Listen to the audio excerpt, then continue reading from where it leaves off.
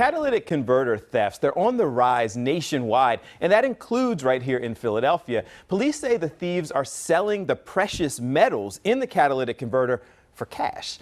So how do you protect your car? Joining us now, Captain Jack Ryan, the commanding officer of major crimes for the Philadelphia Police Department. Good morning, sir. Good morning, Bill. Appreciate you getting up with us this morning. All right, so I've read about this. I've seen a lot of this, and actually I live in Mount Airy where there was a rise in this. But why? Why a rise in catalytic converter thefts now? Inside the catalytic converters is platinum, palladium, and rhodium. And the value of those metals is tied to the precious metals index, which is high right now. Oh, okay. So has those materials have always been in catalytic converters? It's just they're worth more at this moment? Yes. Oh, right. It's a problem throughout the city. It's a problem throughout the region, the country. We even read material about the issues going on in England with the same sort of problems.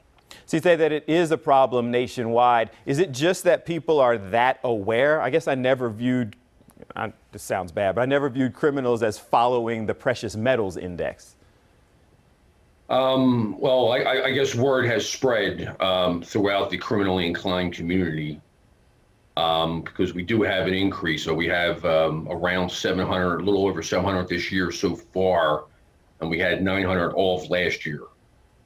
So that's a significant uptick. And how does it work? So people are, I know that they're cutting them off, but after you do that, is there a market for this? Like, how do they get rid of them and sell them?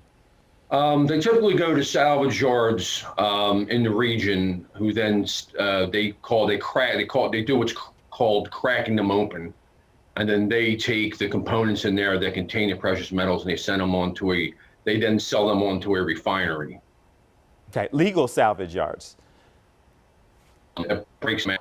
So the salvage yards themselves, though, are a legal business. So then they should, I guess, be paying more attention to these things coming in? Yes. However, one of the issues that we're wrestling with is the salvage yards are relatively unregulated and unsupervised. So there is a need for some more legislative oversight on how they operate. And that would assist law enforcement in being able to control this problem a little better.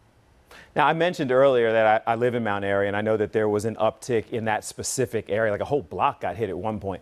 Are there specific sections of the city where this is happening more than others? No, it's widespread, but what we really need is the community needs to help us and help themselves with video, lighting, looking out for your neighbors.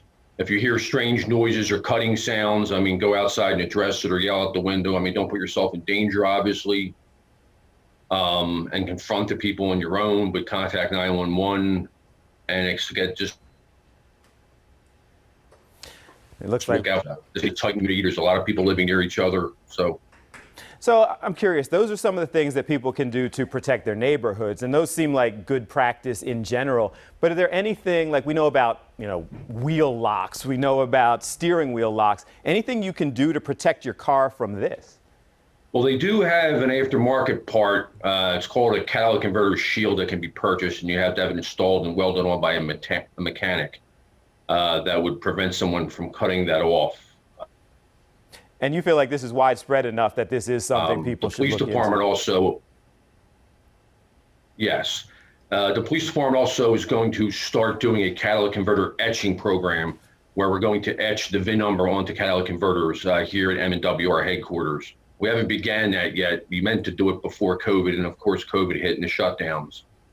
So sometime in June, we'll start doing that, and that'll hopefully assist us conducting the investigations when they are taken and hopefully act as a deterrent. Sounds good. I appreciate you taking some time with us, and hopefully we've saved some people's cars and some money. We'll get all that information up on our fox29.com and the app so people can have it in their hands ready. Thank you very much, sir. Thank you, sir. All right. You have a great morning. We appreciate it.